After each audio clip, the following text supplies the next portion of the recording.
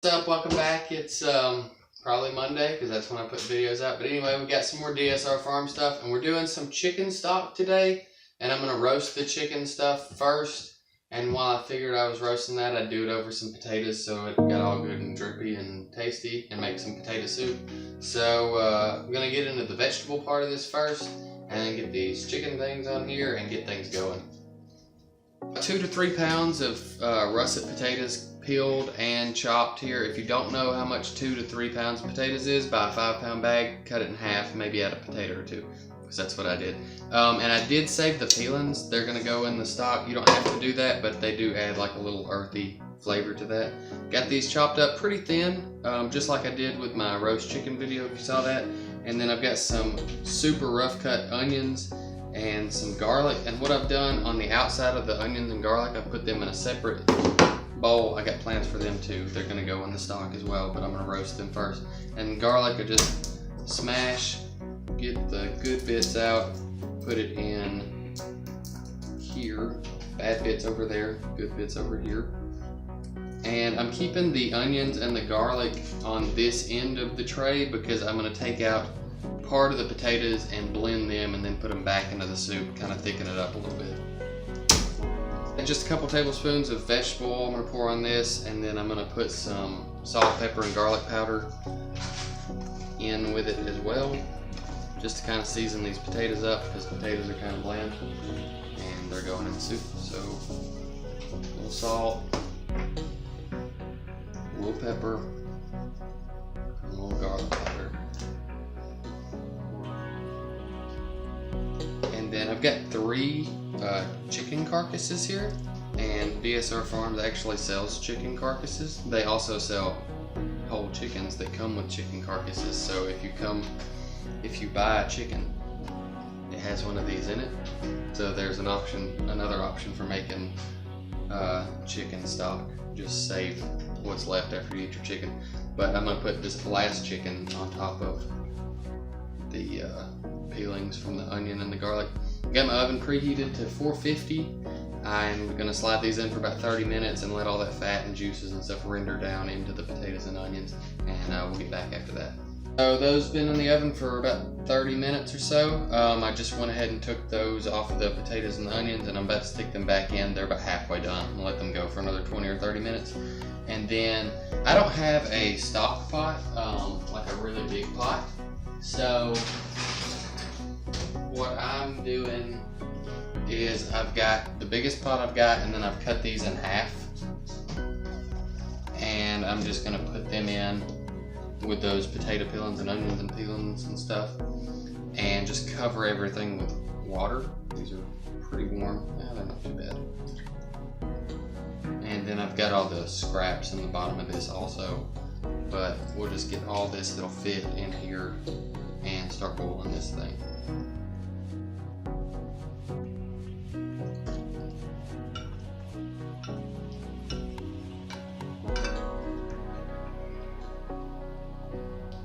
Alright, so I got everything in here. It's just starting to kind of boil, and there's a little bit of like foam that comes up to the top on this, and I'm just taking a big spoon and getting that out and putting it in the dish that I cooked the onions and stuff, the scraps in. And this will just give you a lot clearer broth or stock. Just as that comes to the top, make sure you're taking that out. And I've really probably got this pot too full. When it starts rapid boiling, you're gonna have to really watch it if it's this full.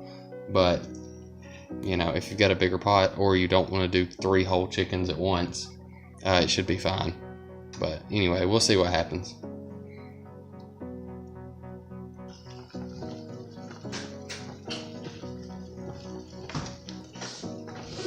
So these went in another 20-25 minutes or so, and they're pretty tender. And I'm just gonna scoop out some of the potatoes and all of the onions and garlic and put them in this bowl.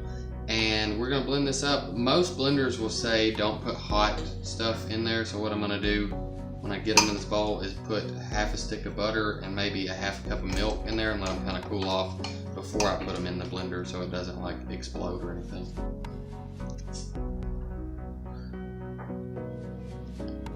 Alright, so I went through that and made sure that I got all the onions and the garlic and stuff out, put it in here, somewhere around 3/4 cup of milk or so, and then half a stick of butter, and it's cooled down enough that the butter stopped melting. So I'm gonna go ahead and add this to a blender and get this all smooth and stuff, and then we'll take a look at that broth that's been simmering for about 20 minutes. Alright, so this boiled, simmered, limmered for about 30 minutes or so, and I just kept an eye on it, made sure it didn't boil over, and kind of adjusted the temperature as needed. I'm probably fixing to make a mess, but this is the best thing since this was my biggest pot. I'm going to try and strain out all this stuff into this bowl, and we'll see what happens.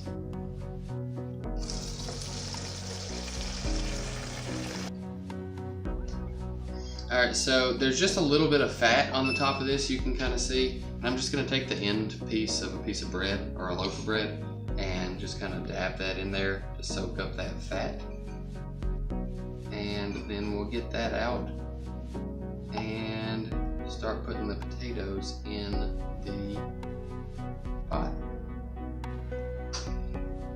Alright, so I had a quart pickle jar that I filled up with chicken broth, stock, whatever, and I'm going to set that over to the side because I'm not going to need it all, and I've got probably a cup and a half left that didn't fit in there, and I'm just going to rake these potatoes into this same pot that I made the stock in.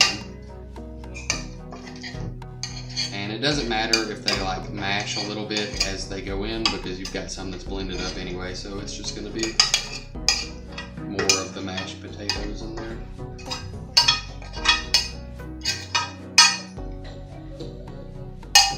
Alright, and then I'm going to get this puree in there.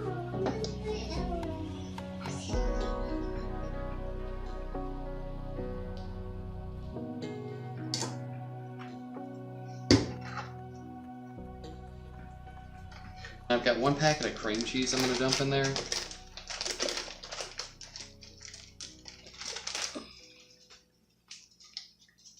And then I'm going to add some of this stock on top of that and mix it all up. And then I'm going to bring it back over to the stove and just get it back up to temperature. For another 10 minutes or so, just kind of melt the cream cheese in there. And it's nice and thick. I didn't say this earlier, but I put about a teaspoon or so of salt in the chicken stock while it was working up. It's not super salty like store-bought, but it's got a good taste to it. There was enough seasoning on the potatoes and stuff that it doesn't need it.